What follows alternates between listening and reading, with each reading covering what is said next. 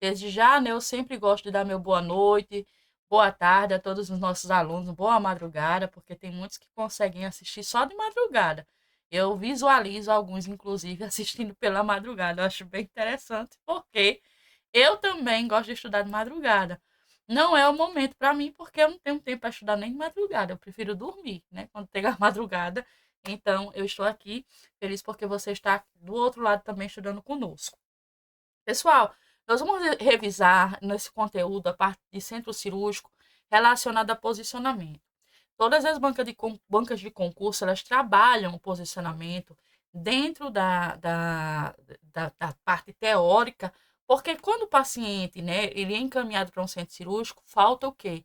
Falta abordagem prática, porque você não tinha a vivência teórica bem afiada na sua condição enquanto aluno.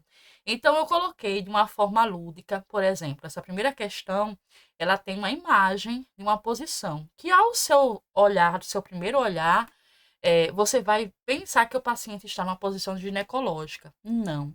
Ele está num posicionamento litotômico, a posição chamada posição de litotomia. Porém, se você desconhece esse tipo de posicionamento, quando você vê somente essa questão, você não vai lembrar que esse é o posicionamento de litotomia. Então, eu coloquei aqui para você memorizar.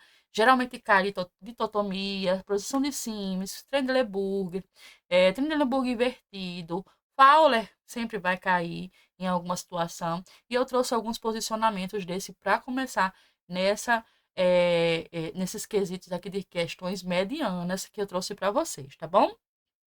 Então vamos lá.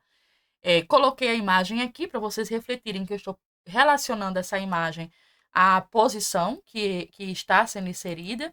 Então, eu vou colocar aqui, ó, litotomia. Eu tenho um posicionamento, né, dessa região. Vou colocar aqui minha canetinha para marcar as questões, né? E aí eu estou relacionando essa posição aqui a esta imagem, ok? Essa imagem em uma posição litotômica. Durante uma cirurgia em posição de litotômica ou litotomia, qual é a principal complicação neurológica associada ao posicionamento incorreto dos membros inferiores? Prestem bem atenção nessa questão. Ela está falando para você que você vai observar um erro que pode acontecer se você não realizar esse tipo de posicionamento aqui, ó, adequadamente. Você está vendo que o paciente ele está com os membros inferiores dobrados, né? Sobre esse cavalete aqui da maca, tá? E somente a região, ó, do joelho dele que está dobrada, de forma que ele não está na posição ginecológica, porque não está com as pernas entreabertas, elas estão juntas, e eu não tenho ali a dobra trazendo a região dos pés sobre aqui esse cavalete, tá certo?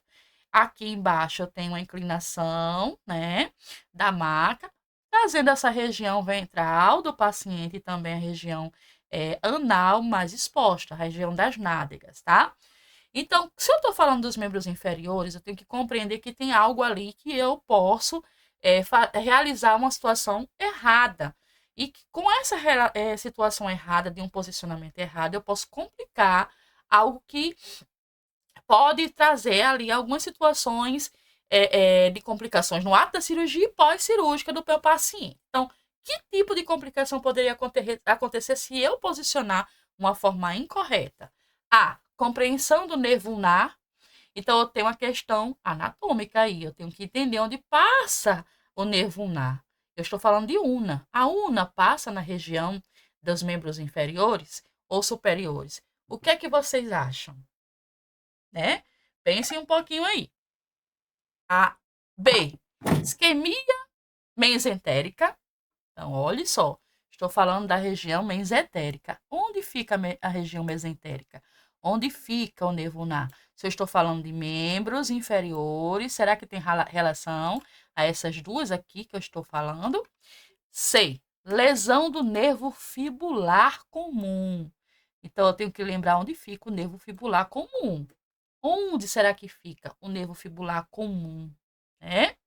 Será que fica na região dos membros inferiores ou superiores? D. Síndrome compartimental abdominal. Então, eu estou falando aqui da região do abdômen. Será que eu posso implicar na região abdominal nesse tipo de situação? Caracterizando para vocês agora, de uma forma lúdica, eu vou dar apenas 30 segundos para vocês mentalizarem aí onde seria a região que eu poderia implicar em uma situação errada para o meu paciente, tá? Vocês estão conseguindo visualizar, gente? Direitinho? Tô sim, professora. Pronto. Então, 30 segundos. Eu vou desligar até a minha câmera aqui, fica mais vocês focarem basicamente aqui no paciente. Então, lá, 30 segundozinhos.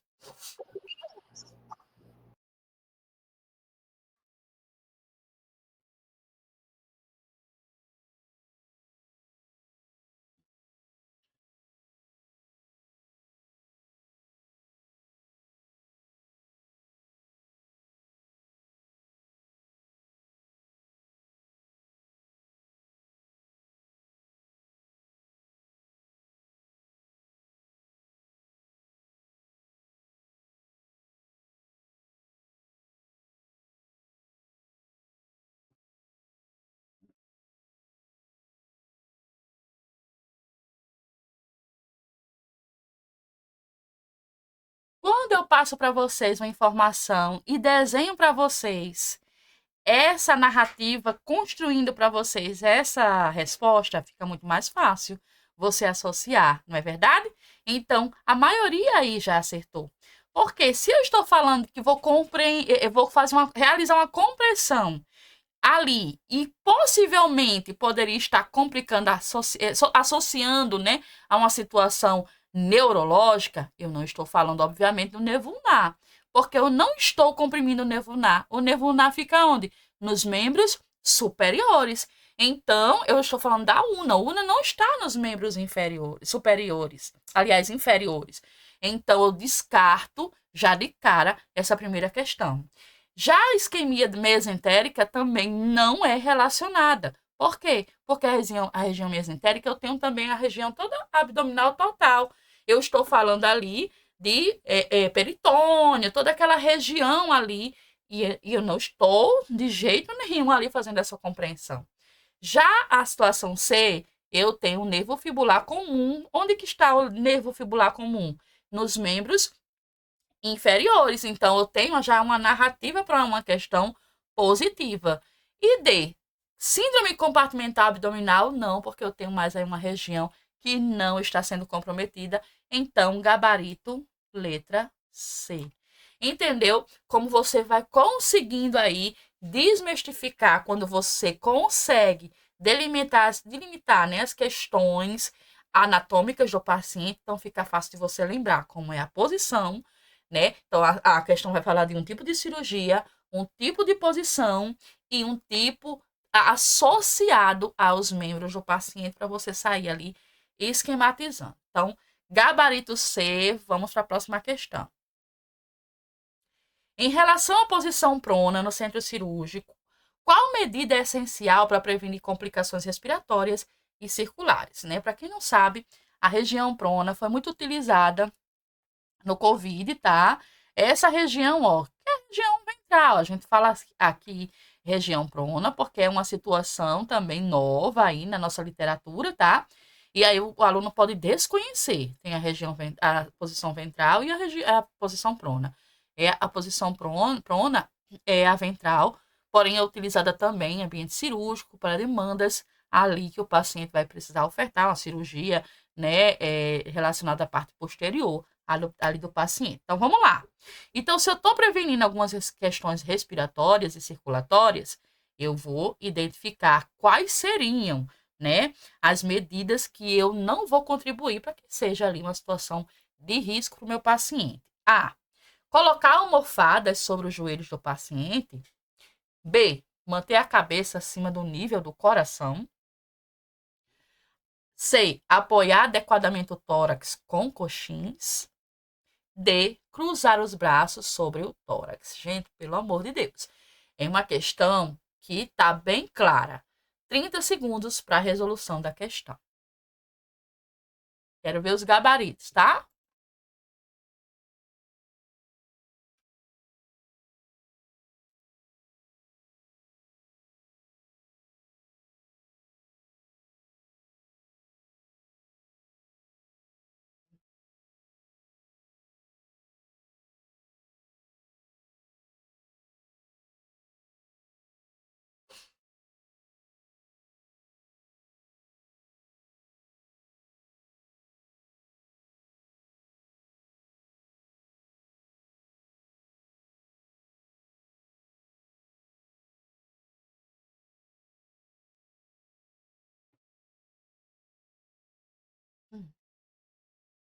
Bora lá.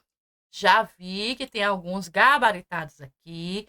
Resposta correta para os que estão respondendo aqui, daqueles que eu consegui visualizar. Por quê? Porque colocar almofada, gente, não. Eu não uso almofada no centro cirúrgico, né? Pelo amor de Deus, é errado essa questão, então fora de cogitação. E sobre os joelhos, qual a necessidade? Eu vou colocar, ainda que fosse coxins, que seria a parte adequada, eu não utilizo isso sobre o joelho do paciente. Não faz o menor sentido, né? B, manter a cabeça acima do nível do coração. E como é que eu conseguiria manter essa cabeça que não fosse de uma forma acima do nível do coração, né? Tem nem condição, vai arrancar a cabeça do paciente. Então, fora de cogitação. Parece ser uma questão besta, mas não é, tá? C, entenda o seguinte, você está estudando. Então, para você, as questões são bestinhas, tá bom? C, apoiar adequadamente o tórax com coxins, até agora é a mais relevante. D, cruzar os braços sobre o tórax, ótimo, né? O paciente vai passar ali não sei quantas horas fazendo a cirurgia com os braços cruzados sobre o tórax, deitado sobre ele. Tá perfeita essa questão para ser errada. Então, eu tenho aqui mais um gabarito tranquilo aí para você, sim. Resposta correta, letra C. Nós temos até aqui uns coxinhos, que não sei se vocês conseguem visualizar. Eles ficam ali, em algumas situações, apoiando o tórax, tá? Para que, geralmente, pacientes mais cadavéricos, mais magrinhos, eu não fique ali com aquela posição balançando sobre a maca, ok? Vamos para a próxima e vai aumentando ali o grau de dificuldade para a gente. 3. Qual das alternativas apresenta a combinação correta entre posição cirúrgica e risco específico relacionado a ela? Veja bem, eu tenho uma situação aqui que apresenta um risco entre a mesma condição, tanto a posição do paciente no ato da cirurgia, quanto aquela posição que ocasiona um risco ao paciente. Então, qual seria a posição que, relacionada a ela, poderia ocasionar ali um dano a este paciente? Vamos ver se vocês conseguem entender a questão. A. Posição de Fowler. Por que seria um risco? Porque o paciente em posição de Fowler, ele tem um risco aumentado de embolia gasosa. Então, o paciente ali em posição de Fowler, lembra como é? Ele tem risco de embolia gasosa. B, posição Trendelenburg, porque nesse tipo de posição eu tenho risco de deslocamento do tubo orotraqueal, caso o paciente esteja ali entubado. Obviamente, o paciente cirúrgico estará entubado. C, posição supina, risco aumentado de úlcera de pressão em região sacral. E D, posição genopeitoral, risco reduzido de compressão abdominal, né? Então vamos lá, quais seriam dessas questões a nível de posicionamento e que tipos de risco ela traria ali em vida do meu paciente? Tempo na tela para vocês responderem essa questão. 30 segundos.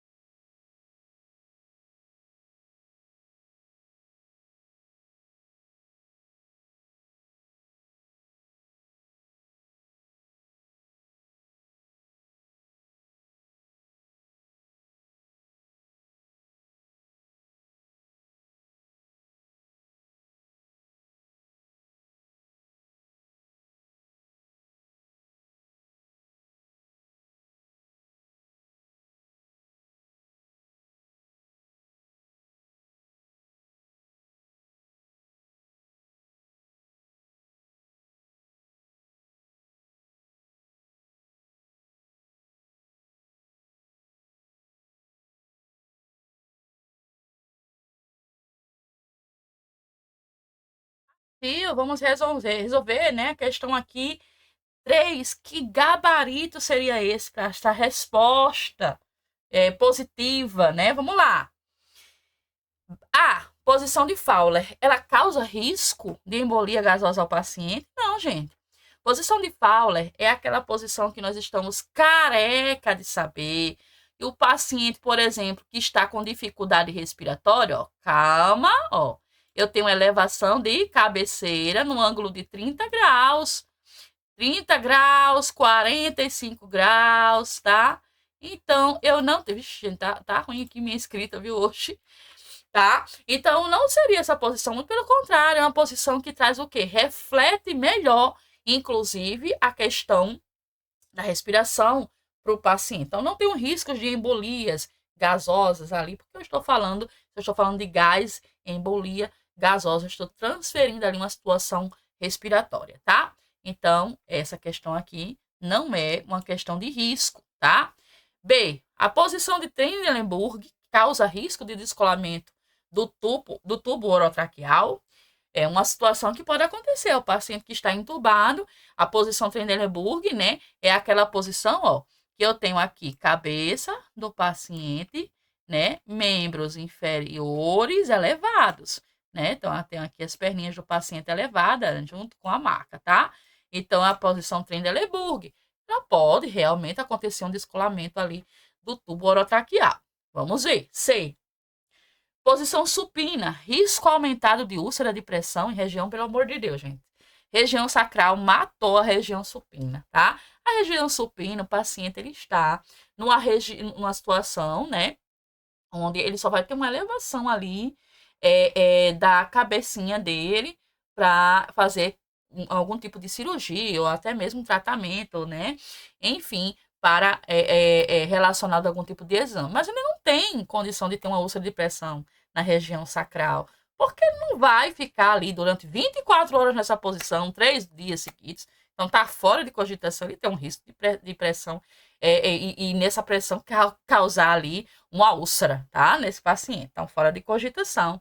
D. Posição genopeitoral é aquela posição do paciente, ele fica deitado, tá? Posição de 4 apoios, porém, o seu tórax, ele fica bem retinho sobre a cama ou maca. Então, é um risco reduzido de compressão abdominal? Não, pelo contrário. O paciente que fica nessa posição, ele tem ali uma compressão abdominal por conta justamente da parte do seu joelho, está fletida ali sobre a região do tórax e abdômen. Então, está indevida essa questão. Então, vamos lá. Quem assinalou aqui é a B, posição Trendelenburg, ela pode sim causar algumas situações ali de dano em uma situação cirúrgica. Então, gabarito letra B. Estão bem aí com relação aos respectivos, né? As respectivas narrativas de posicionamento. Duas questões aqui, eu vou dar um minutinho, porque fica bem rápido para vocês. São duas questões bem tranquilas para vocês responderem. Eu quero ver o gabarito já aqui. 4. Em relação às medidas de segurança, eu estou falando mais uma vez de posicionamento do paciente cirúrgico, vamos assinar a alternativa que está incorreta. A. Os dispositivos de contenção devem ser colocados com pressão suficiente para evitar quedas. Aqui eu tenho aqui ao lado, né, para vocês verem, eu coloquei aqui, ó, uma situação para vocês lembrarem do que se trata essas contenções, né? Ok?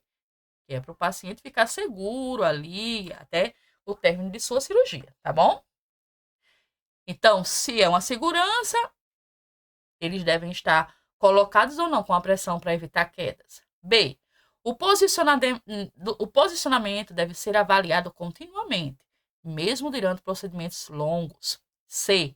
A equipe deve assegurar alinhamento anatômico, ou seja, a anatomia do paciente, evitando hiperextensão articular. E D.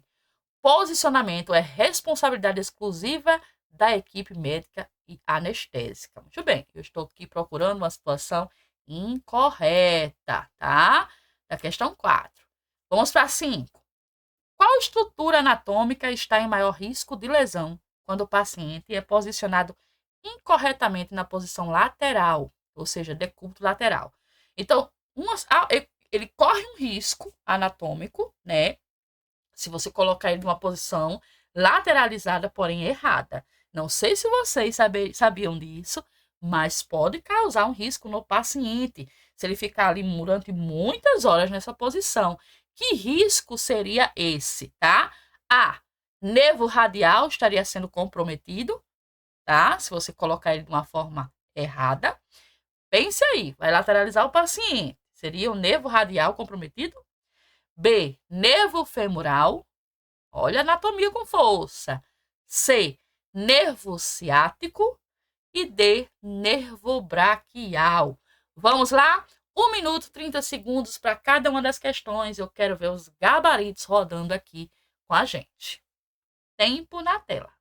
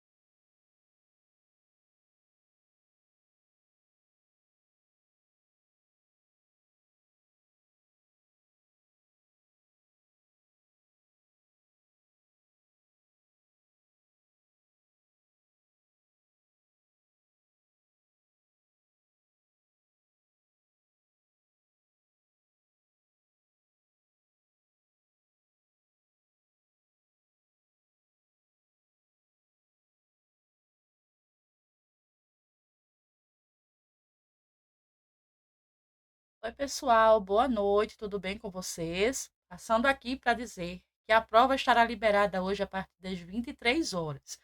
Por que pela madrugada? Para que vocês tenham mais tempo para responder amanhã, que eu vou deixar ela liberada durante 24 horas. Então, amanhã, às 22h59, muito provavelmente, o tempo será expirado.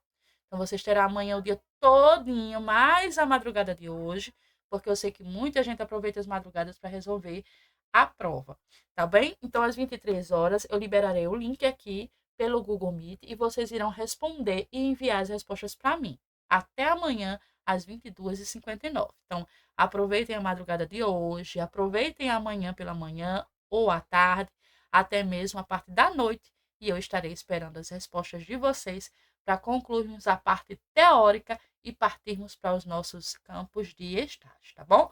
Uma ótima noite, até já já lá no nosso Google Meet.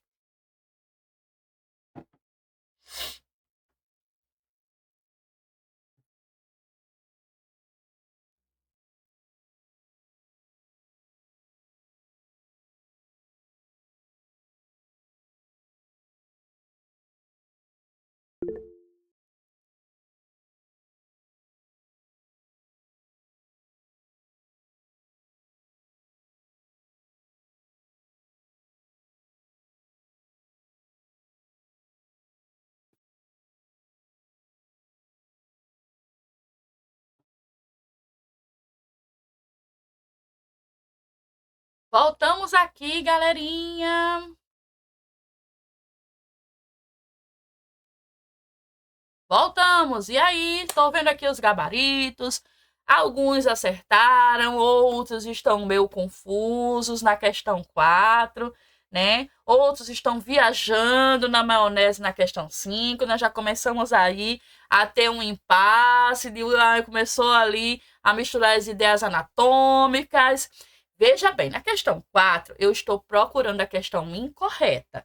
A questão que não tem nada a ver com o posicionamento técnico de enfermagem e também estrutura cirúrgica, onde trabalha ali e exerce a equipe da enfermagem. Em relação às medidas de segurança, que nós já sabemos, estudamos sobre os protocolos cirúrgicos. Protocolos de cirurgia segura, vocês já viram isso em sala, muito provavelmente, talvez, já passou em campo de estágio, já trabalhou com isso. Então, veja bem, na questão a questão A está incorreta? A questão A está dizendo que os dispositivos devem estar bem colocados porque o paciente pode cair. Então, não é uma posição incorreta. É uma posição correta. Então, se eu estou procurando uma posição errada, uma situação errada, então não é essa que eu vou marcar, porque essa está correta, ok? B. O posicionamento deve ser avaliado continuamente, mesmo durante o procedimento longo? Claro que sim. Existem cirurgias que passam mais de 24 horas. Eu não sei se vocês sabiam disso.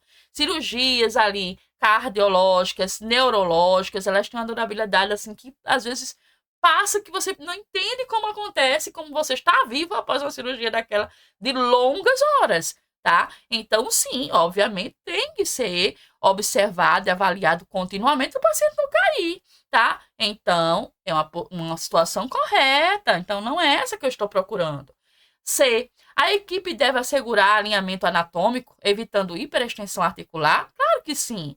Eu estou ali observando, está tudo ok anatomicamente, porque o paciente vai passar horas ali naquela mesma posição. Então, se não estiver bem alinhado anatomicamente, o paciente ele pode ter, além de hiperextensão articular, aqui é só mais uma situação que pode acontecer, mas o paciente pode ter dores, né, articulares em várias extensões, dor muscular, né? Então, sim, essa é uma questão correta, não é essa que eu estou procurando. Então, só me resta a alternativa D. Ela diz o seguinte: o posicionamento é responsabilidade exclusiva da equipe, a médica anestésica, não, gente. Quem coordena o posicionamento é a equipe da enfermagem, obviamente, assim bem como o médico anestesista, tá? Porque ele vai ali orientar e quem está ali com ele é a equipe da enfermagem. Então, não se trata de uma responsabilidade exclusiva da equipe médica anestésica, ok? Então, a resposta incorreta, ela está errada, né? Então, eu vou marcar a questão que está errada. Eu estou querendo marcar o gabarito da questão incorreta e não procurando a correta. Então, se essa está errada, é ela que eu vou marcar gabarito da 4, letra D, ok? 5. Qual estrutura anatômica está em maior risco de lesão quando o paciente é posicionado na posição de lateral decúbito, né? Lateral. Então, coloca o paciente decúbito lateral, ele está ali deitadinho de lado. O que é que pode ali prejudicar esse paciente em longa data? A. Nervo radial, né? Eu sei onde passa o nervo radial. Eu acredito que você também sabe, né? Então, o nervo radial vai ficar aqui, ó, lá na mãozinha do paciente, né? Então, será que eu poderia ofertar uma situação ali de lesão? Muito provavelmente não, porque esse paciente não vai estar sobrepondo o seu peso sobre o nervo radial. Vamos para o B? Nervo femoral? Não, gente. Ó, ele vai estar, né, numa situação ali que tá por cima, né, da perninha, mas não tem a questão de atingir ali uma situação do nervo femoral. Vamos lá, o C. Nervo ciático. Olha só, nervo ciático, não, né? Não vai, porque ele não vai estar deitado sobre as nádegas, né? Ele não vai passando ali no nervo ciático. Mas a D, você lembra onde fica o nervo braquial? Você lembra dos seus ombrinhos? Lembra? Você lembra da região braquial, plexobraquial, na verdade, né? Nós temos um nervinho que passa ali, que é aquela região do ombro do paciente, né? Que a gente pode fazer o quê? Deslocar, inclusive, o ombro e também prejudicar este nervo. Então, numa região que maior posicionamento ali que pode ocasionar uma situação dessa, pode ocasionar, se você não posicionar adequadamente esse paciente, fazendo o quê? Elevando primeiro o braço do paciente, para que esse paciente não fique deitado sobre este ombro, mas sim com o braço elevado ali na altura, né? Passando da altura do coração. Então, se eu não fizer esse posicionamento, esse paciente vai deitar sobre o braço e ele vai massacrar o nervo braquial. Questão 5, gabarito letra D, ok? Já começou aí a freada de invocação das letras imaginárias e as confusões vão começando. Vamos lá. 6. No setor de preparo da central de material de esterilização, CME, Um colaborador inadvertidamente usa água não tratada para enxágue de materiais críticos. Veja bem, qual das consequências abaixo é mais provável? Estou falando aqui no preparo material ali para ser autoclavado, esterilizado. Então, eu utilizo ali água para fazer a lavagem. Lembra que nós falamos sobre isso? Lavagem de material, eu falei até que a gente utiliza ali como se fosse uma louça, né? E tudo mais. Já imaginou se a água estiver contaminada? O que é que provavelmente vai acontecer? Letra A, perda da ação de indicadores químicos. B, formação de biofilme e falha na esterilização. C, corrosão imediata do instrumental. E D, aumento da concentração de gás residual. 30 segundos na tela para você resolver essa questão. Bora lá?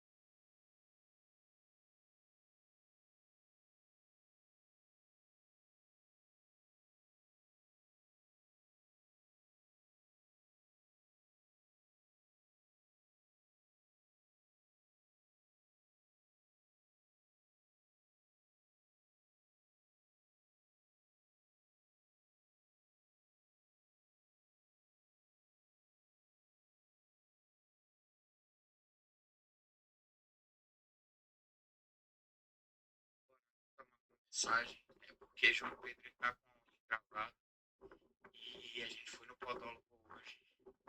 Aí sempre tem as serviços agregados, né? Estavam querendo que a gente comprasse uma pomadinha lá, cicatrizando, mas aí decidi, eu disse, não, vou comprar na farmácia, mas como eu não sei qual comprar, queria uma indicação sua para uma pomada.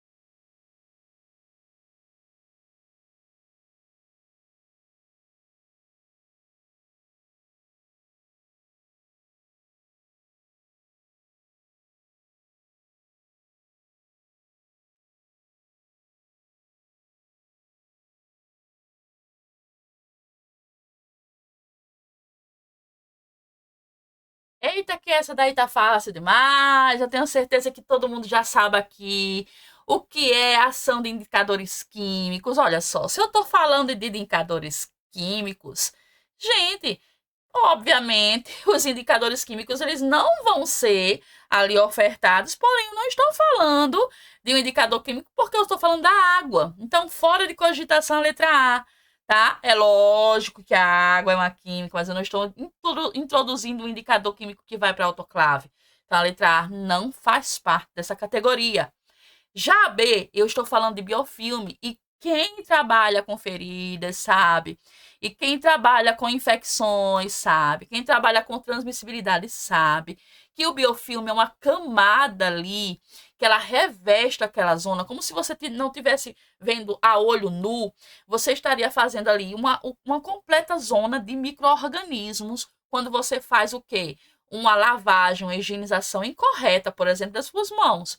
Quando você faz uma lavagem das mãos, você está fazendo uma lavagem de uma forma ali que não está tirando, vamos dizer assim, vetores que poderiam ocasionar dano à sua transmissibilidade, né? A transmissibilidade ali do paciente. Então, você está fazendo ali acontecer uma camada de biofilme. É como se você tivesse acabado de fazer as suas necessidades fisiológicas e fosse apenas lavar as mãos com água e não utilizando sabão. Você não vai matar nada. Você vai formar uma camada de biofilme que você não vê a olho nu e que vai comprometer ali a esterilização, né, das suas mãos, tá? C, corrosão imediata do instrumental de forma alguma, gente. A água não vai corroer nada. né? Ela pode até corroer algumas situações, mas não essa água aqui, que ela simplesmente está uma água que não foi tratada devidamente, tá? D, aumento da concentração de gás residual, de forma alguma, não tem nada a ver, eu não estou falando ali de algo que foi autoclavado e que vai ser danificado por conta da situação, mas sim uma formação de biofilme que vai falhar na esterilização e ela pode ser tranquilamente revertida utilizando o quê? Água tratada e também utilizando material para o tal, que são os materiais, né? Os efeitos ali importantes para ser utilizado na lavagem. Nós realizamos a lavagem anteriormente, né? Antes de colocar o material para esterilizar, utilizando água e também detergente específico para essa formação de biofilme não acontecer. Então, é da mesma forma, você lava suas mãos pós uma situação ali comum, né, de uma situação fisiológica, obviamente utilizando água e sabão. Então, se você não utiliza, você está formando uma camada de biofilme. É assim que a gente tem que pensar. Gabarito, letra B, da questão 6. Parabéns aí, vocês estão a todo vapor. Vamos lá? Questão 7. Qual das seguintes situações compromete a esterilidade de um material previamente esterilizado? Olha só, eu tenho um material que ele ainda vai. Quando eu falo previamente, tá? Eu estou falando de uma situação prévia que vai acontecer antes de ser esterilizado. O que é que poderia prejudicá-lo? Então, a gente tem que entender bem direitinho o português ali e também as questões de esterilidade para poder ofertar uma situação correta para o material. Então, se não tiver, se eu tiver alguma situação que vai comprometer, qual dessas aqui poderia acontecer, tá? A, armazenamento em armário fechado e limpo por 60 dias. B, embalagem com fita indicadora sem viragem de cor. C, etiqueta de controle com data e lote do processo. D, manuseio com luvas limpas em área de distribuição. 30 segundos aqui na nossa querida imagem que eu vou deixar aqui para vocês dessa moça ali fazendo, colocando material na autoclave. Vamos lá?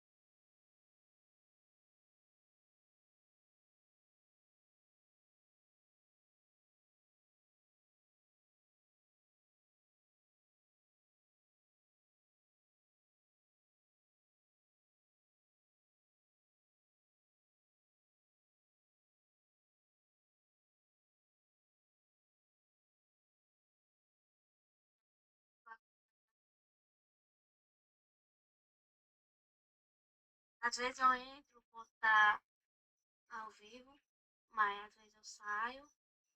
Mas escute, é dia 2 o estágio. Aí,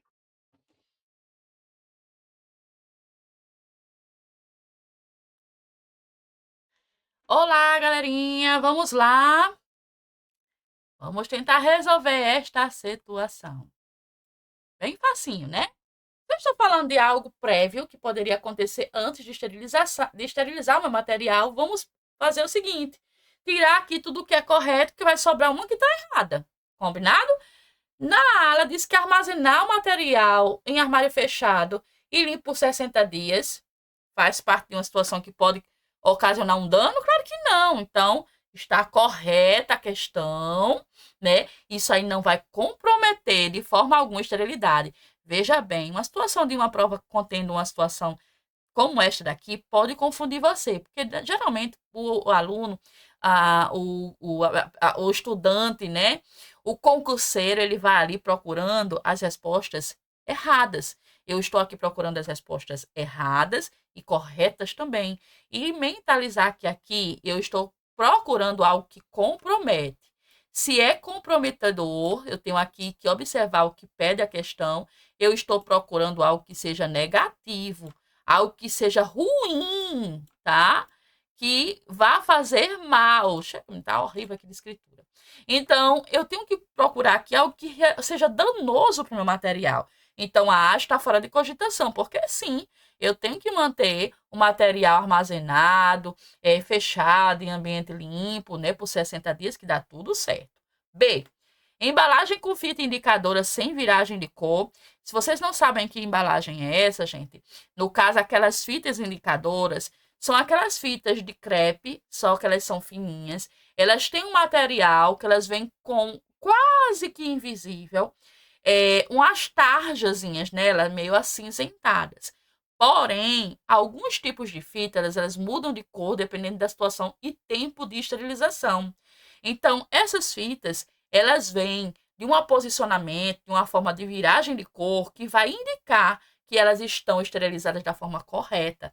Então, se eu tiver uma embalagem com a fita que não teve viragem de cor, significa que ela não está bem esterilizada. Então, essa aqui é uma questão correta, no sentido de que isso pode comprometer previamente o material que eu quero esterilizar. Eu já achei a minha questão aqui, tá? Ainda que eu encontre outras erradas, essa também está errada para uma situação que não pode acontecer. C. Etiqueta de controle com data e lote do processo? Claro que precisa ter. Então, isso aí não vai comprometer a esterilidade, porque é ele que vai me dar a posição de guardar esse material em até 60 dias, tá? D. Manuseio com luvas limpas em área de distribuição? É lógico que você tem que manusear com luvas. A sua mão, ela pode estar ali, trazendo, inclusive, alguma situação de contaminação. Então, utilizar luvas limpas é imprescindível na distribuição. Então, gabarito, letra B da questão 7. Vamos adiante. 8. Em relação à esterilização por vapor saturado, sob pressão, estou falando de autoclave, qual das alternativas representa um erro crítico nesse processo? Então, o que é que pode comprometer, tá? A. Manter os pacotes afastados das paredes da câmara. B. Interromper o ciclo antes da fase da secagem. C. Utilizar indicador químico classe 5 na parte interna. E D. Controlar o tempo e temperatura com gráfico registrador. Lembrando que eu posso ter uma queda de energia. Será que isto vai comprometer a esterilização? Uma perguntinha aí para complicar o teu raciocínio. Tempo na tela, 30 segundos para você responder.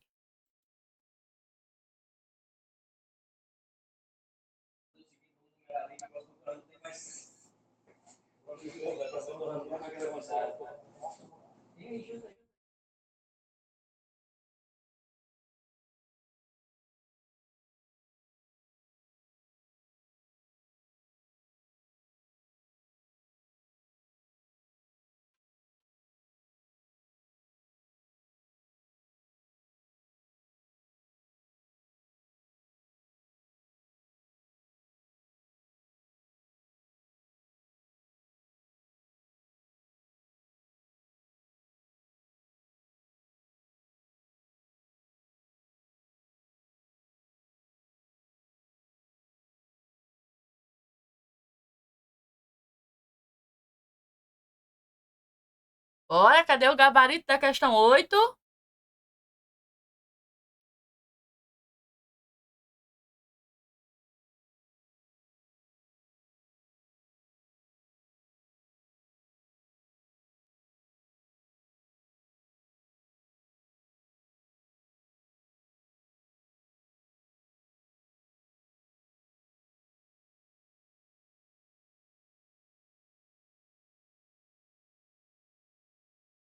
Eita, que esses meus concurseiros estão com tudo. Eu tentei enganar eles, mas eles responderam que é a questão, a questão está ali dizendo que um processo pode ser crítico, apresenta um erro crítico no processo. Porém, eu posso reverter, né, em algumas situações. Manter os pacotes afastados da parede da câmara? Não, eu preciso manter os pacotes afastados da parede da câmara. Inclusive, por exemplo, você não vai colocar nada dentro do seu micro-ondas junto ali na parede para ele não conseguir rodar. Não tem lógica, é só você pensar numa situação que acontece com você na sua casa. Estou falando de autoclave, né? Eu estou falando ali de um material que ele precisa estar bem, o quê? Bem nivelado, separado ali, tudo bonitinho, para que ocorra tudo certo com ele. B, interromper o ciclo antes da fase de secagem, sim, correto. Não tem nem o que falar aqui. Pode acontecer, inclusive, numa situação de queda de energia. Se não tiver um fator ali, obviamente, todo hospital vai ter, né, uma demanda de gerador. Então, esse ciclo ali não vai ser interrompido. Mas, se acontecer, ele realmente faz com que você precise começar tudo de novo. Ele pode comprometer ali o processo de esterilização sobre a autoclave. C. Utilizar indicador químico da classe 5? Não, é claro que eu preciso. Esse indicador é um indicador de protocolo, de literário, para que tudo corra bem na fase de saturação ali, de pressão, né? De vapor saturado. Então, eu preciso ter o indicador químico da classe 5. E D, controlar o tempo de temperatura com gráfico registrador, obviamente. Eu estou com um gráfico ali, justamente demonstrando para você que eu preciso ter isso aqui grafado, entender o tempo de regulagem. E, com certeza, não é uma resposta correta, porque o gabarito é letra B. Bora para a próxima. Vamos falar aqui um pouquinho sobre ética dos profissionais da enfermagem, o que diz a resolução 564, né, 564, 2017. Eu estou falando do que é vedado ao profissional, né? O que é vedado ao profissional. Então, vamos falar ali sobre o código de ética, está aqui já no nosso link de resolutivas de aula de ética de enfermagem que nós temos já no nosso link no YouTube. Aquele link que você não vai passar para nenhum dos seus colegas, porque ele é restrito, ele é seu, tá?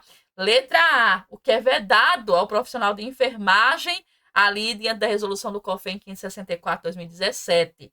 A, recusar-se a cuidar de paciente com doença infecto-contagiosa.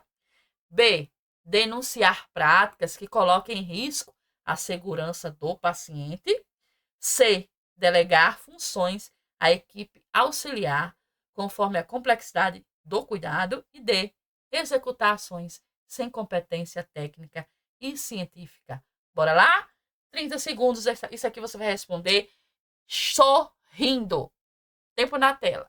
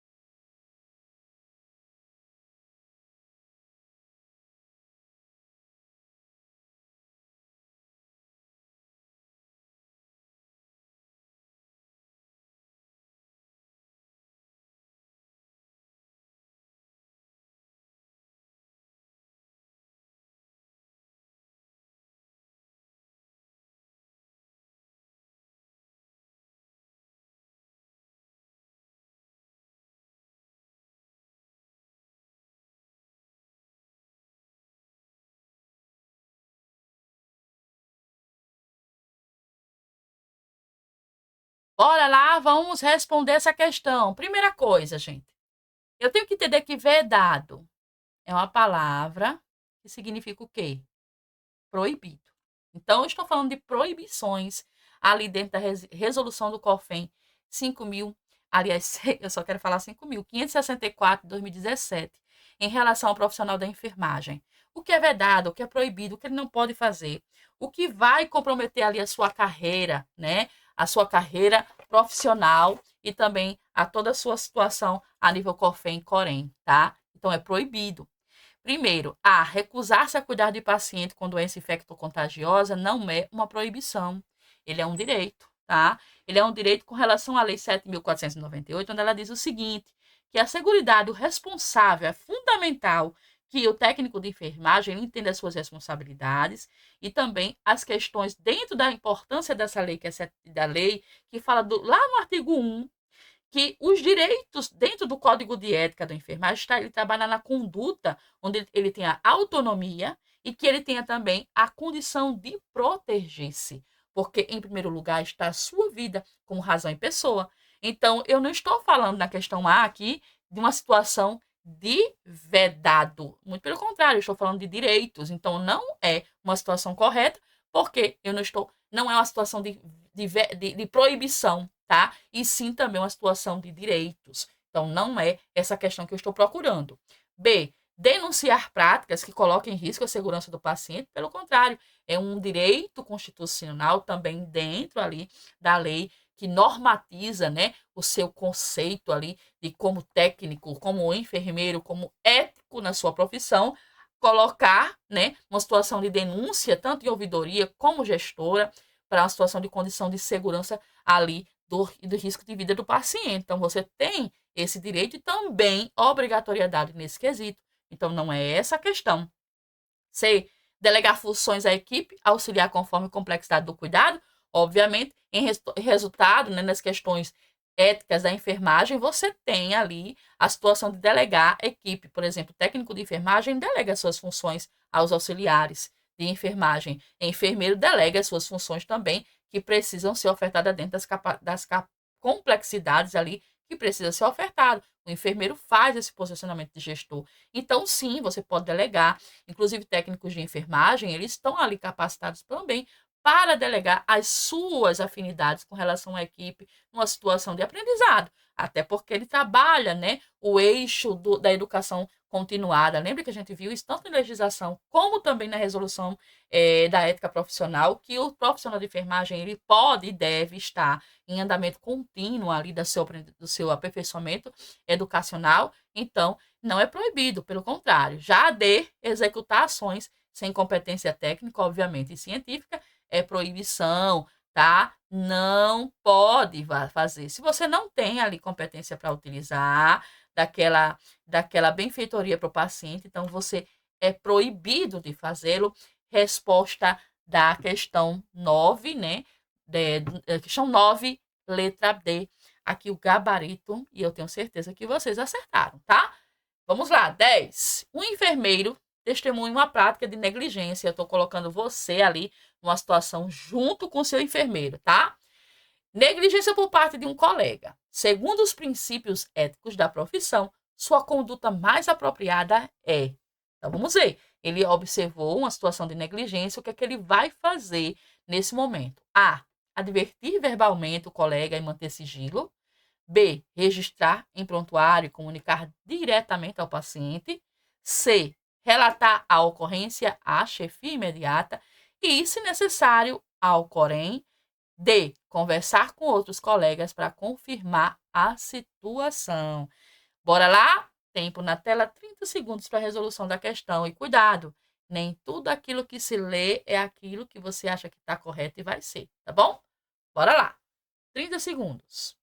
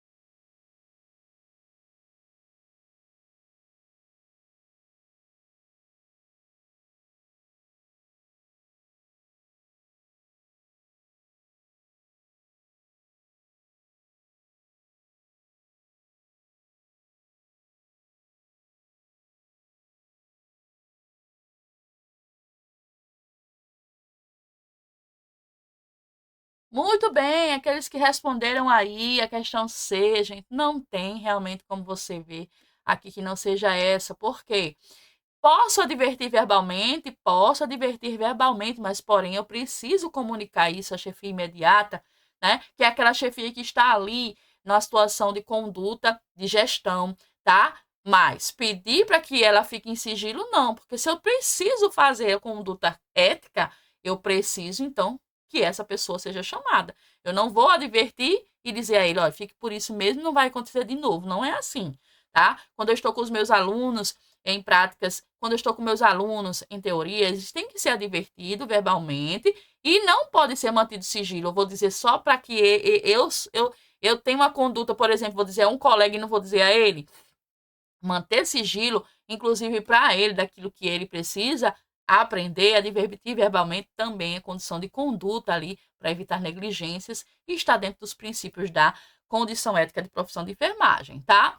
B. Registrar em prontuário e comunicar diretamente ao paciente. Não, o paciente não precisa ser comunicado imediatamente, até porque, em princípios éticos da profissão, quando você tem essa conduta direta ao paciente, você está ali colocando também toda uma estrutura física e também a toda a situação médica, comprometer toda a estrutura do hospital. Então, isso aí é uma situação que o paciente ele vai reverter em casos jurídicos com o seu prontuário em questão, que vai estar tudo lá. Está registrado no prontuário?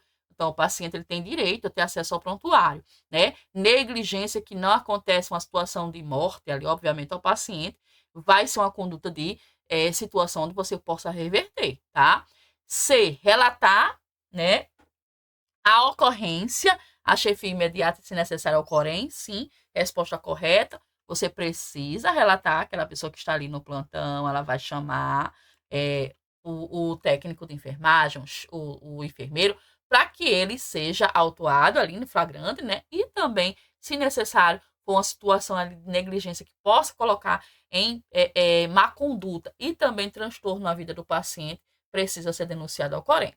D. Conversar com outros colegas para confirmar a situação. Aí você vai estar espalhando a situação antes de saber a realidade e que você precisa tirar ali realmente diretamente com a pessoa que cometeu. Você não pode espalhar, porque isso aí é uma situação que você pode, inclusive, ser chamado a atenção e responder processos, ok? Então, letra C, aqui é o gabarito da questão 10. Vamos para a próxima.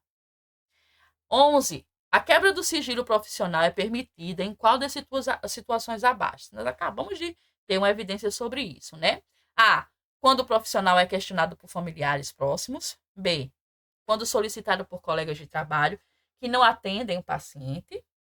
C. Quando há risco à vida do paciente ou de terceiros. E D. Quando o paciente é menor de idade. Nós já estudamos sobre isso. Isso aqui você vai sair gabaritando, com certeza. É uma questão corriqueira aí de prova, tanto da IDECAN como as demais, tá? Sigilo profissional é permitido, mas em que situação? Vamos lá, 30 segundinhos na tela.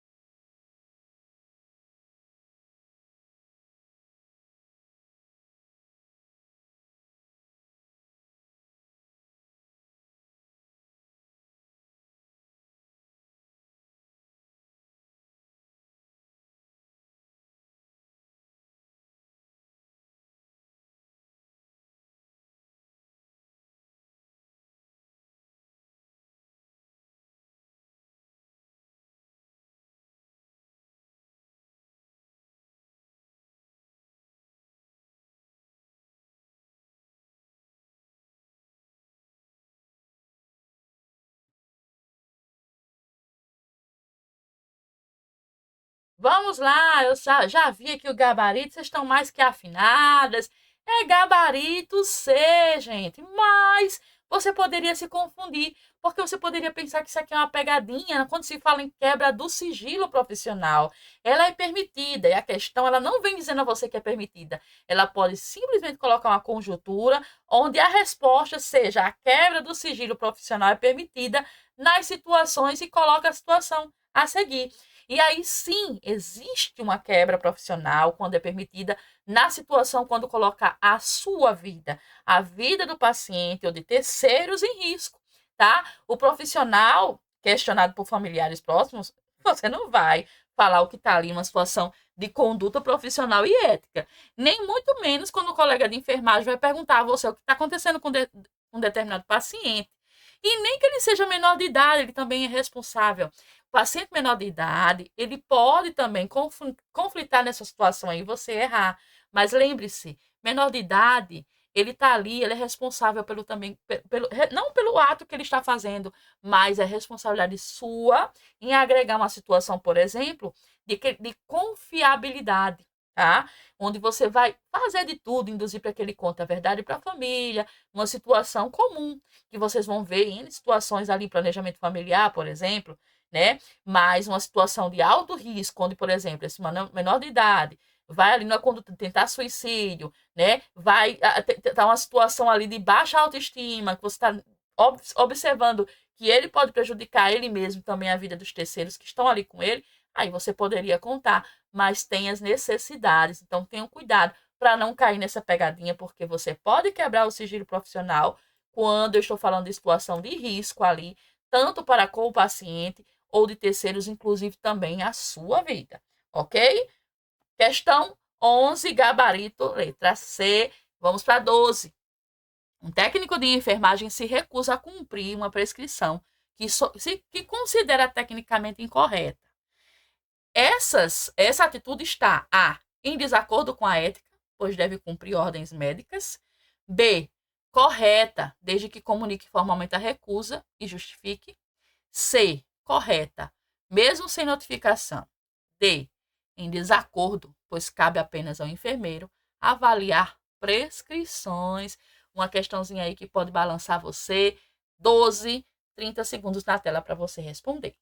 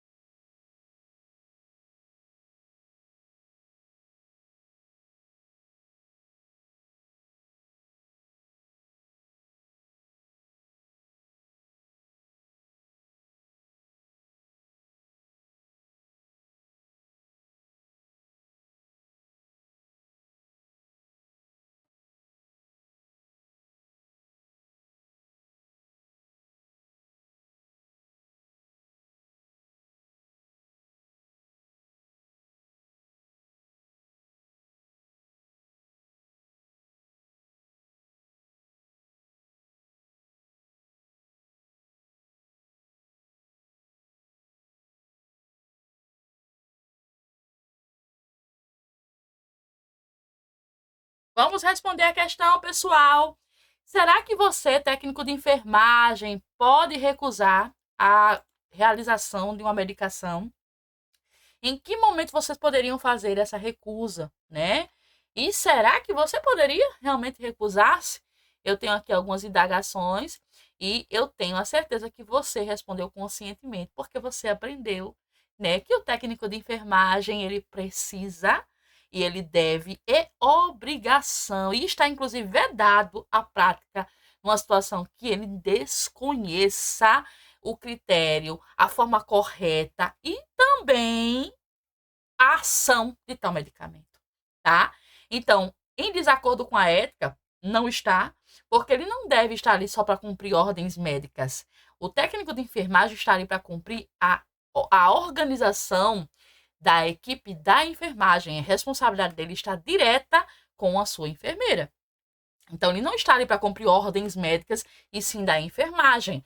Você não obedece médico, você cumpre aquilo que é dever para com seu paciente e obrigação sua desde que não comprometa a vida do paciente.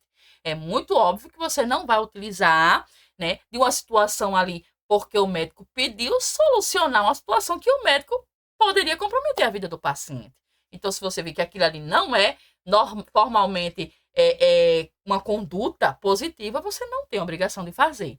B. Correta, desde que comunique formalmente a recusa e justifique. A justificativa seja plausível, né? Não sei fazer, essa medicação não compete à minha técnica, essa medicação não é a que o paciente está ali pronto para receber. O paciente disse, por exemplo, que é alérgico à medicação e o médico insiste que ele tome.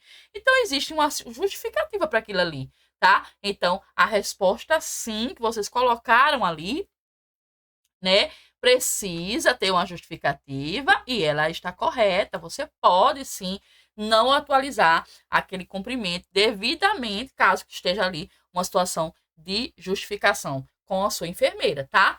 Ela é correta, C é correta, mas não pode fazer sem notificação. Inclusive, essa notificação aqui, ela te dá respaldo, tá? Você precisa notificar, precisa intervir, é uma justificativa junto com a sua enfermeira para que você esteja ali respaldado da sua situação. D, em desacordo, pois cabe apenas ao enfermeiro avaliar prescrições? Claro que não, né?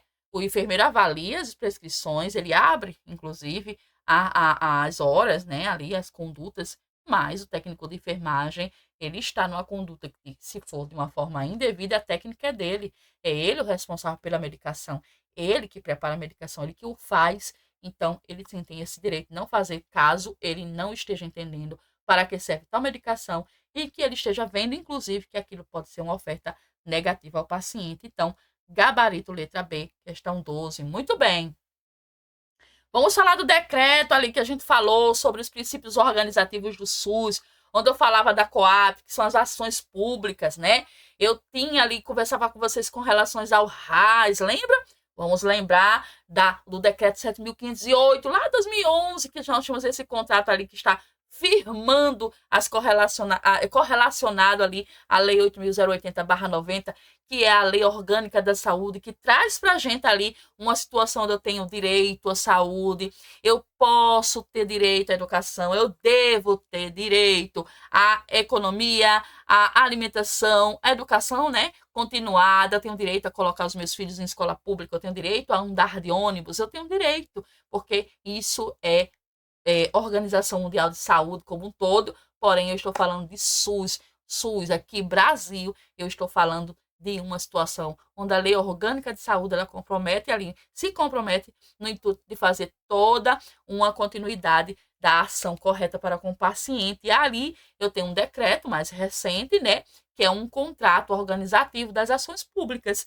Vamos entender mais sobre ele, né? Nesse decreto, o que ele diz? Dessa afirmativa que eu estou buscando aqui, correta. Se eu estou buscando uma afirmativa correta, obviamente, algumas outras estarão erradas. Então, eu vou vasculhar aqui quais são as mais erradas, porque uma estará mais correta. Vamos lá. A.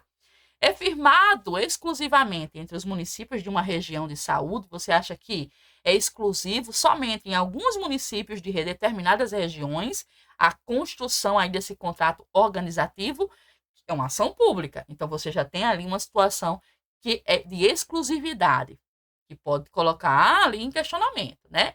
Não sei se está correta. B. Define metas e responsabilidades apenas para os gestores estaduais.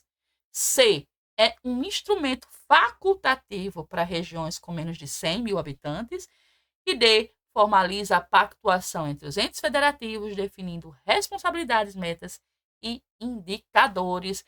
30 segundos, eu sei que você vai gabaritar. Bora lá?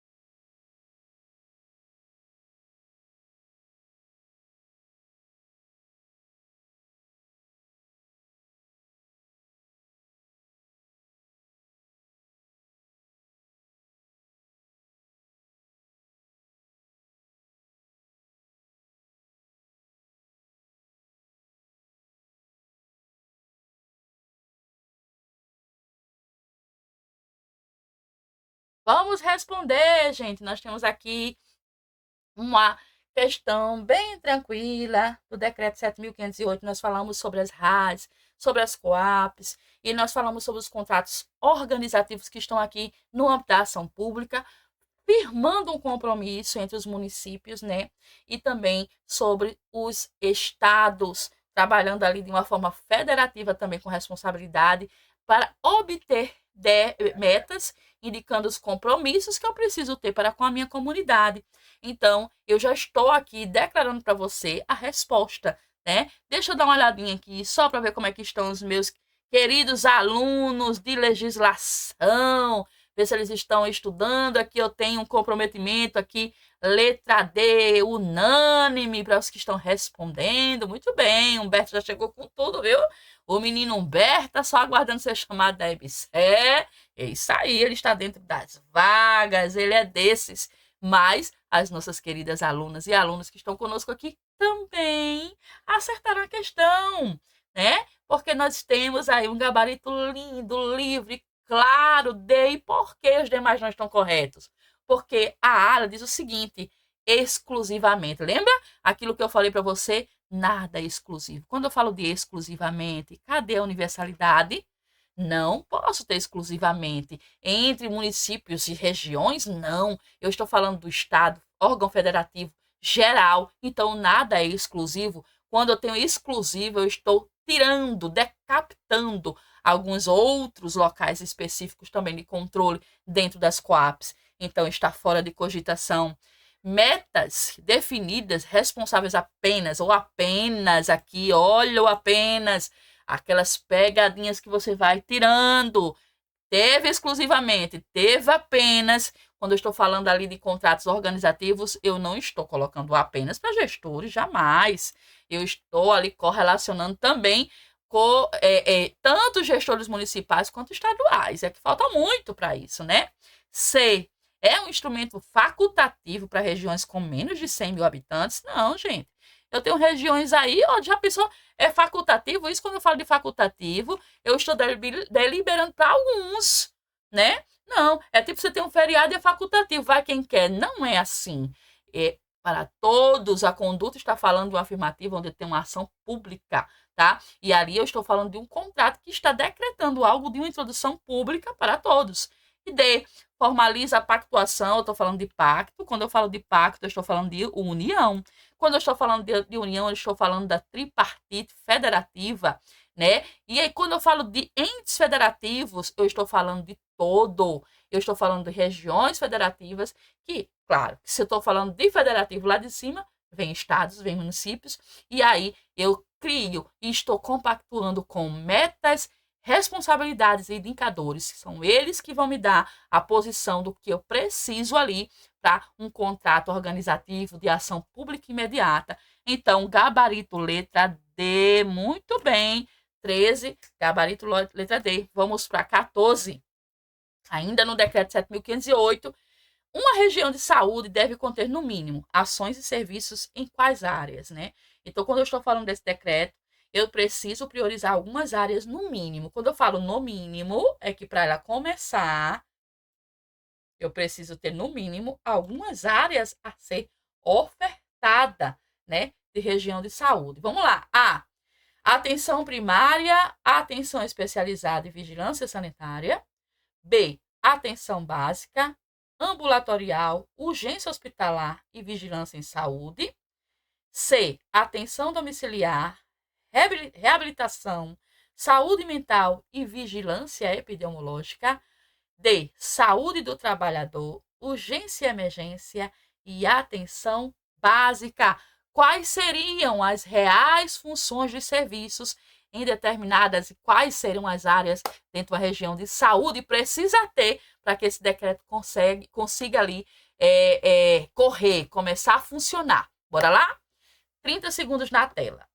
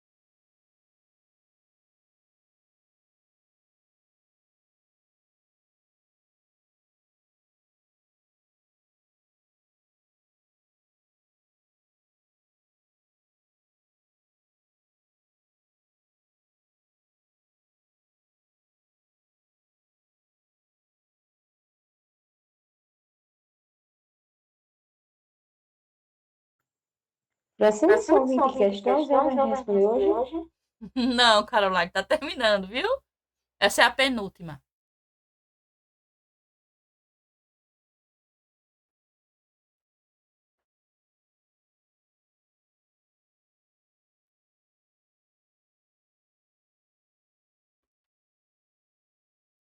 Bora lá, pessoal, questão 14. Olha aí, para a gente não ter confusão. Quando eu falo do decreto 7.508, pessoal, eu tenho que lembrar aí que esse decreto ele é uma regulamentação da lei 8.080, tá? 080.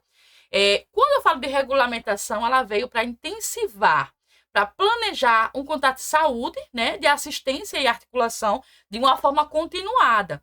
E aí eu falo de uma situação de estabelecer dentro dessas organizações por regiões de saúde, porque às vezes você descentraliza uma situação do paciente porque ele precisa de um atendimento mais específico, né?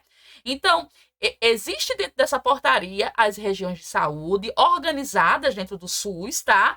Dentro dos contratos, como eu falei, que são os contratos cooperativos da ação pública. E aí eu tenho uma interferência, por exemplo, das redes de atenção à saúde. Quando eu falo disso aqui, eu estou falando de toda uma situação onde eu preciso ter uma atenção continuada. Continuada dentro das áreas onde esse serviço vai ser realizado. Então, quando eu falo do no mínimo, eu estou falando daquele do mínimo para que seja realizado de uma forma que o paciente não seja comprometido. Ele tem que ser descentralizado. Lembra que eu falei que ele precisa entrar pela porta de entrada na UBS, que é a porta da atenção primária. Depois ele precisa ser especializado, se for uma conduta de especialização. E ele precisa ser o quê? Descentralizado pelas RAS. Ele precisa ali ter toda uma fundação de tratamento da sua determinada causa, doença, patogenia, e ele precisa de reabilitação. Então, eu tenho no mínimo 4 situações que beneficiem o meu paciente. Então, se eu tenho que ter no mínimo 4, eu tenho atenção primária 1, especializada 2, vigilância sanitária 3 já tá fora.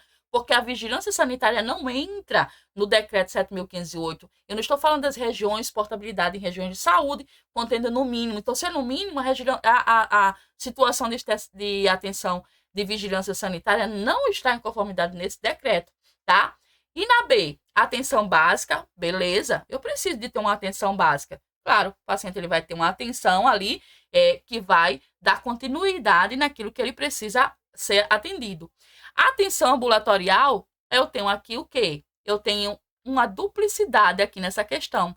Porque quando eu falo de atenção básica, eu também estou falando de atenção ambulatorial. Eu estou falando de uma atenção de ambulância, beleza, mas ela é básica ainda. Ela está numa situação ali que está levando o paciente para uma situação que ele não sabe se é urgência ou emergência. Mas eu estou falando de uma ambulância, de algo que foi prontificado ali na básica. Então, não estou falando de uma situação ali, por exemplo, de um meio, né, ambulatorial, tá certo? Então, essa questão aqui eu já limo, porque não seria ela. Urgência, beleza, eu preciso de uma interação de urgência hospitalar, mas vigilância em saúde, não, porque quando eu falo de vigilância em saúde, eu estou também trazendo para a atenção básica, é através da atenção básica que eu tenho vigilância em saúde. Então, eu tenho 3 situações aqui dentro de uma só, então não é essa, que eu tenho 3 condutas dentro da atenção básica, tá? C, atenção domiciliar, eu estou falando também da atenção básica, beleza. E se eu estou falando de atenção básica, eu estou falando de reabilitação. E se eu estou falando de reabilitação, eu tenho saúde mental, que obviamente é uma atenção, mas é uma atenção que eu vou procurar na básica também, ou nas CAPs, né, que são as atenções ali, que pode ser inclusive uma atenção emergencial. Vigilância epidemiológica também é uma situação que é uma situação básica. Então, eu tenho aqui entrelaçados. Quando eu falo de uma situação completa, de uma ementa, né, eu tenho uma atenção exclusiva, né? Uma atenção exclusiva. Vamos ver o que é que está certo, mais certo ainda. D, saúde do trabalhador, urgência e emergência e atenção básica. Quando eu falo de saúde do trabalhador, eu estou falando da conduta que não tem nada a zacuver, tá? Nada a zacuver, porque a saúde do trabalhador não está inserida no decreto 7.508, 2011, tá? Urgência e emergência, ela tá, mas ela Já foge aqui porque saúde do trabalhador não está. A atenção básica está, mas saúde do trabalhador não está. Então, vamos limando. Se saúde do trabalhador não está aqui, então essa questão está errada. A atenção domiciliar está dentro de reabilitação e saúde mental. E vigilância epidemiológica faz parte, então eu tenho aqui 3, 4 situações que estão inseridas todas na básica. Então, aqui é tudo básica. Cadê as outras, né? Aqui, B, atenção básica, ok, está inserida. A atenção ambulatorial está inserida dentro da básica, mas eu tenho urgência. Eu tenho urgência hospitalar e vigilância em saúde, que também faz parte do critério da atenção básica. Dentre essas duas, essa é a mais correta até agora, tá? A mais correta. Vamos ver se a A está correta também, para a gente limar a B. A atenção primária é a atenção que você vai na UBS, onde você busca ativa. A atenção especializada, obviamente, você precisa de uma atenção especializada, mas você já foge da lei do decreto 7.508, porque você está falando ali da descentralização. E quando eu falo de vigilância sanitária, eu tenho ali um descarte, assim como eu descartei aqui embaixo, tá? Então, a questão mais correta, apesar de cada uma delas ter um declínio para te levar à beira do raciocínio comum, eu tenho a questão B. Lembrando que isso aqui é um dos tipos de questões que você pode levar, né, a entender que ela poderia estar não absolutamente correta, porque cada uma delas traz uma atenção, traz uma especialização da conduta do decreto 7.508, mas a mais correta, que está dentro da situação ambulatorial, né, apesar dela estar dentro da atenção básica, mas eu preciso de uma conduta ambulatorial para o meu paciente, se ele precisar, por exemplo, descentralizar-se, então vamos colocar assim como, no mínimo, a atenção eu tenho que ter para isso, e uma urgência hospitalar que o paciente precisa ser atendido, né? E dentro da vigilância em saúde, por quê? A vigilância em saúde é quando esse paciente vai para a promoção de saúde, ele volta para a UBS e eu vou observar, por exemplo, como é que está o seu tratamento. Está em declínio, se ele continua tomando a medicação. Para vocês terem uma ideia, quando eu tenho esse decreto que formaliza a atenção continuada desse paciente, que é o decreto 7.508, eu tenho um mínimo de requisito, onde ele vai ser assistido na atenção básica, ele vai ter uma atenção ambulatorial dentro da atenção básica, se precisar de uma urgência, ele vai ter uma descentralização, e aí, na urgência hospitalar, por exemplo, o paciente que fez um tratamento de hanseníase, ele volta para a conduta básica de novo, ele vai ter uma vigilância em saúde para ver se o tratamento dele de hanseníase está sendo feito. Então, dentro desse requisito, a mais completa é a B, apesar de que todas elas poderiam comprometer a sua visão dentro da lei de região de saúde, ok? Quando eu falo de quê? Eu estou falando de, no mínimo, dentro das áreas ofertadas, tá bom? Então, questão 14, gabarito letra B. Vamos para 15. Mais uma vez aí o decreto 7.508 reforça a necessidade, eu estou falando já justamente das redes de atenção à saúde, que são as RAIs. Sobre esse conceito, a alternativa correta é: a RAIS independe da pactuação entre os entes e da lógica regional. A RAIS deve garantir a integralidade por meio de serviços isolados. C. A RAIS articula serviços de diferentes densidades tecnológicas com acesso regulado, e a RAIS é composta exclusivamente por serviços ambulatoriais especializados. 30 segundos aí na tela. Nós temos 5 minutinhos aí que eu quero terminar com vocês, 21 horas no máximo, 21 e pouquinho. Bora lá para responder a questão da questão 15.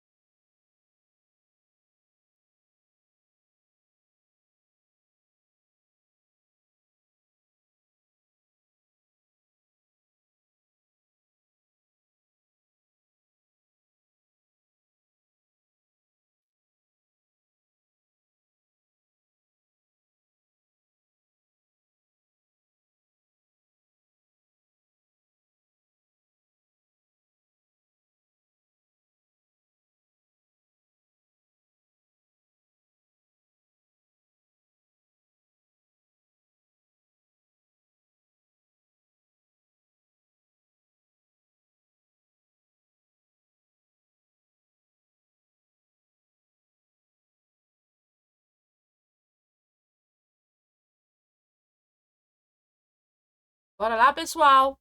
Reforçando mais uma vez aí a conduta das RAS. Quando eu falo das RAS, eu tenho um conceito específico aí da articulação que esse paciente tem em formas mais específicas, tecnológicas, tá? E que esse paciente ele precisa ter uma regularização, ser regulado, inclusive, para uma oferta especializada. Então, quando eu falo das RAS, eu faço justamente eu reforço uma organização de uma rede de atenção, onde ele tem, dentro dessa prerrogativa, algo que é independente de conceitos, tá? Ele precisa ter uma situação completa. Então, a ala diz o seguinte, ela independe da pactuação entre as lógicas regionais? Jamais. A RAS, ela precisa estar pactuada. Como é quando eu falo a palavra independe? Não. Independe de uma pactuação, tudo é um pacto de saúde. Tudo são as nobres que estão pactuadas em relação à saúde. Saúde do trabalhador, por exemplo, é um pacto da saúde, um pacto de vida. Então, não independe. Ela depende da pactuação dentro dessas lógicas regionais. Então, essa questão está errada, tá? Se eu estou buscando a questão correta, essa daqui não é a que eu vou marcar. A RAS deve garantir integralidade por meio de serviços isolados. Como é que pode? Eu tenho um serviço integral e isolado? Isso não tem... Essa narrativa não está correta. Não está coerente. Concorda?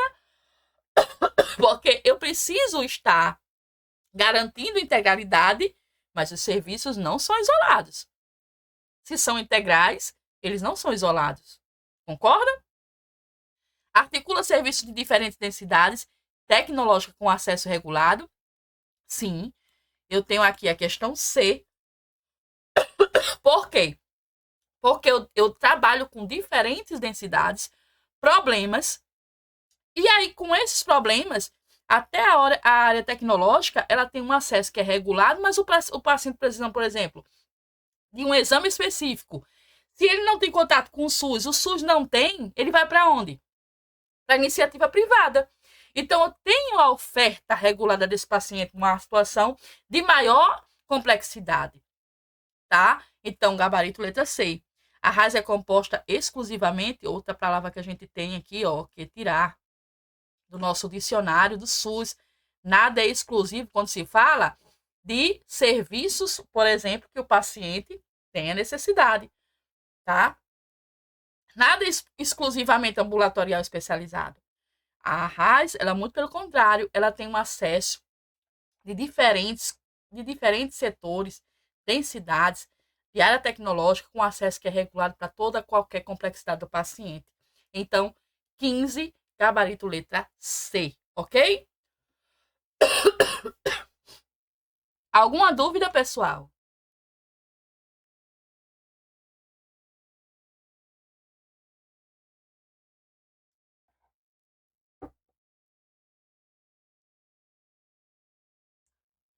Ok. Vamos finalizando por aqui.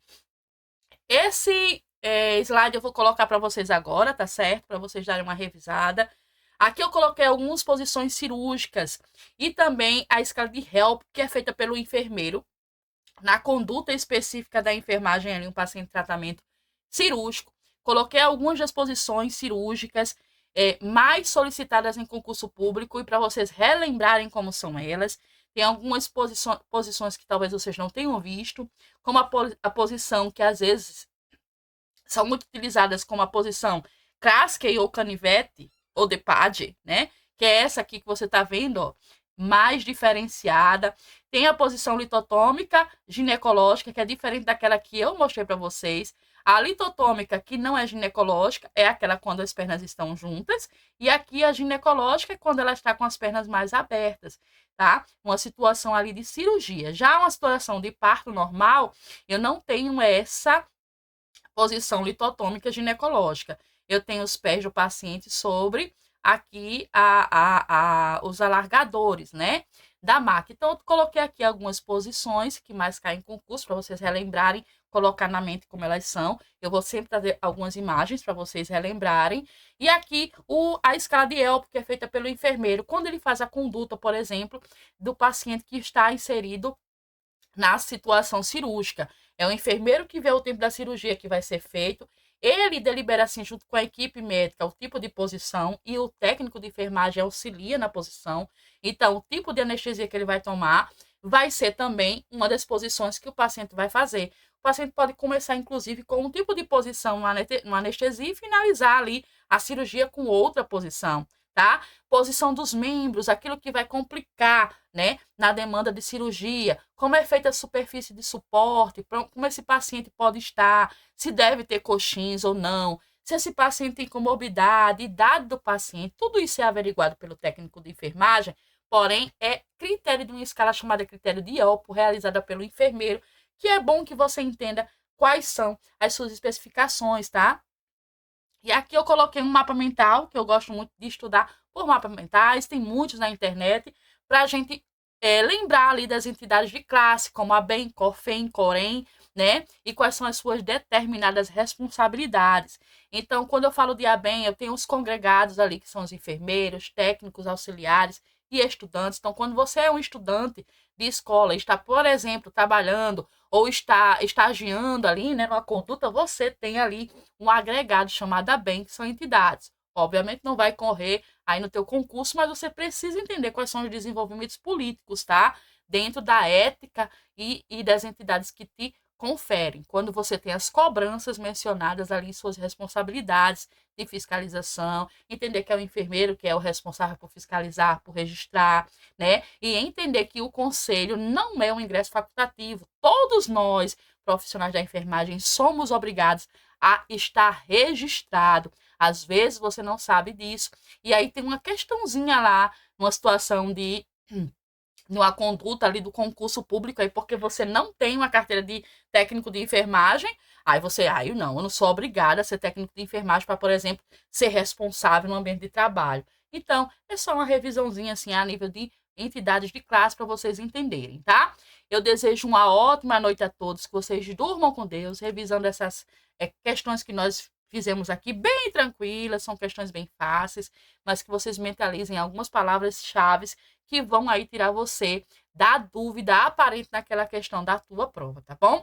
Eu desejo uma ótima noite, que vocês fiquem com Deus, aproveitem, amanhã tem aula do professor Patrick Robles, e diante daquela pontuação que nós temos lá, muito provavelmente amanhã será a última aula de português, e vocês terão somente as 2 primeiras aulas de português com a revisão dele, tá? Então aproveitem aí o português para que vocês estejam atentos a ela. E semana que vem estaremos com tudo na semana aí, revisando específicas de enfermagem. Nós vamos estudar sobre sinais vitais, sobre fundamentos da enfermagem, toda aquela nomenclatura, anotações de enfermagem, conduta de registro, alta, admissão do paciente, passagem de plantão, bem direitinho como manda o figurino ali, ofertado pra gente em nosso delicioso, digo assim, delicioso, nossa deliciosa conduta, né, de estudar o nosso querido dicionário de concurso público que está ali pra gente, tá certo? Ok? Amanhã aula de português com o professor Patrick, isso mesmo, tá bom? A última aula aí para vocês finalizarem o conteúdo de português e vamos partir para cima do conteúdo específico da enfermagem, dando continuidade com toda aquela demanda de fundamentos de enfermagem, que é o primeiro ali que manda na nossa continuidade de estudos, tá certo? Beijos, fiquem com Deus. Qualquer coisa, chame-nos, que nós estamos aqui para atendê-los. Muito obrigada aqui pela presença de cada um. Oi, Caroline, pode falar.